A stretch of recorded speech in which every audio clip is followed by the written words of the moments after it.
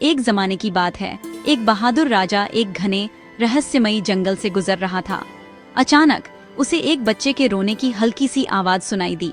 राजा वहीं रुक गया। उसका दिल जोर से धड़क रहा था। उसने चारों ओर देखा, लेकिन कोई नजर नहीं आया। पेड़ हिल रहे थे, परछाइयां नाच रही थीं, लेकिन कोई बच्चा नहीं दिखा। मदद करने के लिए दृढ़, राजा ने ध्यान से सुना और आवाज का पीछा किया। जल्द ही उसने एक छोटे लड़के को एक झाड़ी के पास बैठे देखा। उसके चेहरे पर आंसू बह रहे थे। लेकिन तभी राजा की आंखें चौड़ी हो गईं। बच्चे के ठीक बगल में एक शक्तिशाली शेर आराम कर रहा था। उसकी सुनहरी अयाल धूप में चमक रही थी। राजा जानता था कि अगर उसे लड़के को बचाना है तो उसे तेजी से काम करना होगा। एक पल भी बिना सोचे राजा ने चुपचाप अपना धनुष और तीर निकाला। उसने ध्यान से निशाना साधा, अपनी सांस को स्थिर किया।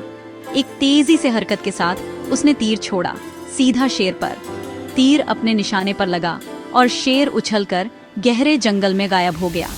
बच्चे का रोना शुद्ध राहत में बदल गया। जैसे ही राजा दौड़कर उसके पास आया और उसे कसकर गले लगा लिया।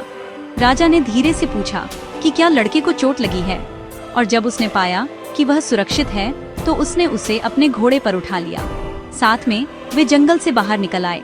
बच्चा राजा से चिपका हुआ था, सुरक्षित और सही सलामत। उस दिन से लड़के ने राजा को अपना हीरो कहा, और राजा को हमेशा वह एडवेंचर याद रहा जिसने साबित किया कि हिम्मत और दयालुता कितनी शक्तिशाली हो सकती है, चाहे जंगल कितना भी जंगली हो या शेर कितना भी खूंखार। और यह थी राजा के साहसी शेर बचाव की कहानी।